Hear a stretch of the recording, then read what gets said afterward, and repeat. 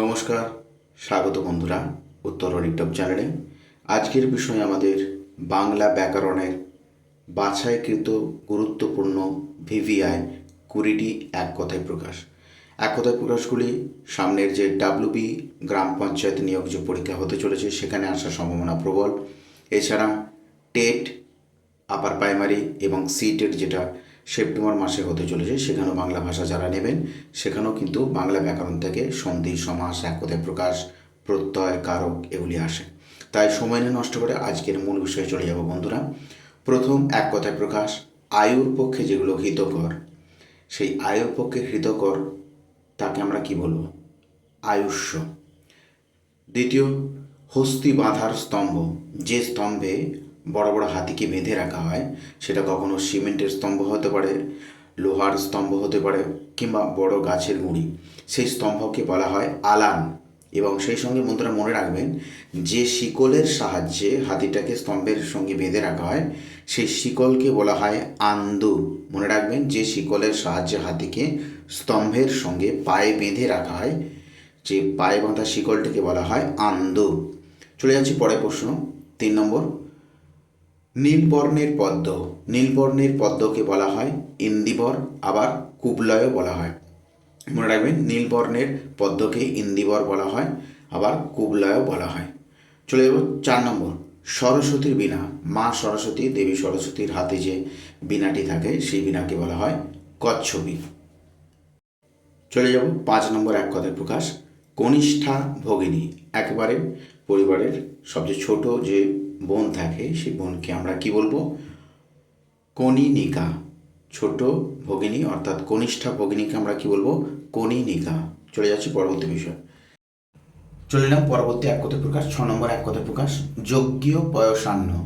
আমরা যখন বিভিন্ন দেবদেবীর উদ্দেশ্যে হোমযজ্ঞ করি সেই হোমযজ্ঞের পবিত্র অনুষ্ঠানে পয়স অর্থাৎ দুধ এবং তণ্ডুল সহযোগে যে পায়েস রাঁধা হয় সেই পায়েসকে বলা হয় কিন্তু চরু।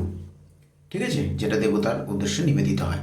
চলে যাচ্ছি নবপ্রসূতা গাভী, নবপ্রসূতা গাভী, হ্যাঁ, তাকে আমরা কি বলবো? ধেনু। পূর্ব দিক, পূর্ব দিক সম্পর্কিত যা কিছু আমরা হয় সেটা হয় প্রাচী। মনের দিক থেকে যে ঐশ্বর্য, এই মনের ঐশ্বর্যকে কি বলে? মনীষা। পুরুষের কটিবন্ধ অর্থাৎ পুরুষের যে কোমর যে বন্ধন নেই, যেটাকে বলা হয় আমরা কোমরে যে বেল্ট পরি সেটাকে বলা হয় সারসন। কি বললাম? সারসন। চলে যাব পরবর্তী এক কথায় প্রকাশ। চলে এলাম 11 নম্বর এক কথায় প্রকাশ, সভায় শোভন, অর্থাৎ বিভিন্ন সভা সমিতিতে যে সমস্ত উপস্থিত সম্মানীয় ব্যক্তিবর্গরা উপস্থিত থাকেন তাদের আমরা বলি কি? সভ্য। হ্যাঁ, কি বলা হয়? সভ্য। সেই সভ্য থেকে এসেছে সভা সমিতি, অর্থাৎ সেই সভার শোভাবর্ধক তারা, তাই তাদের বলা হয় সভ্য। পরের প্রশ্ন 12, সূর্যের মানবী স্ত্রী। সূর্যের দুটি স্ত্রী, একটি হচ্ছে মানবী স্ত্রী আর একটি হচ্ছে সূর্যের দেবী পত্নী। সূর্যের মানবী পত্নীকে বলা হয় সূরী, যেটা হচ্ছে কর্ণের মা কুন্তী। আর সূর্যের দেবী পত্নীকে বলা হয়, যেটাকে বলা হয় যমের জননী, হ্যাঁ, সেটাকে বলা হয় সূর্যা। কি বললাম? সূর্যা।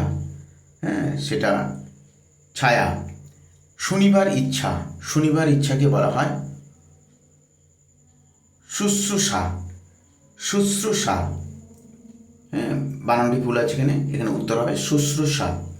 নেক্সট 14, যা দিতে হইবে, যা দিতে হবে তাকে বলা হয় দেয়। কাঁচা মাংস, কাঁচা মাংসকে এক কথায় বললে কি হয়? ক্রব্য। চলে যাব পরবর্তী এক কথায় প্রকাশ,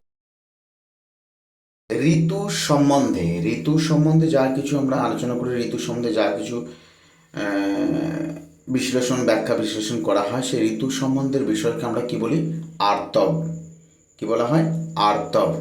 যাহা উর্বর নয়, এমন কিছু ভূমি আছে, মাটি আছে, জমি আছে যা উর্বর নয়, সেই অনুর্বর জিনিসকে আমরা কি বলি? ঊষর।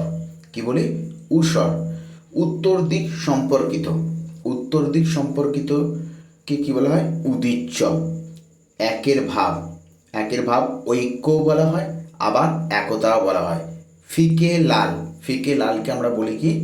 কষায়, কষায়, ক মূর্ধন্য ষ আকার অন্তস্থ।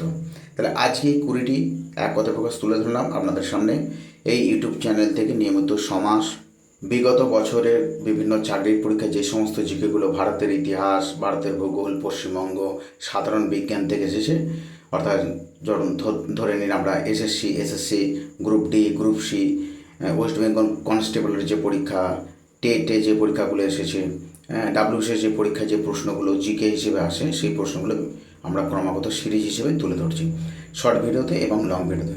সেই ভিডিওগুলো অবশ্যই গিয়ে দেখুন, পাশে থাকুন। ভালো থাকুন, সুস্থ থাকুন বন্ধুরা। আজকে এই পর্যন্ত, আবার অন্য দিন অন্য বিষয় নিয়ে আলোচনা করব।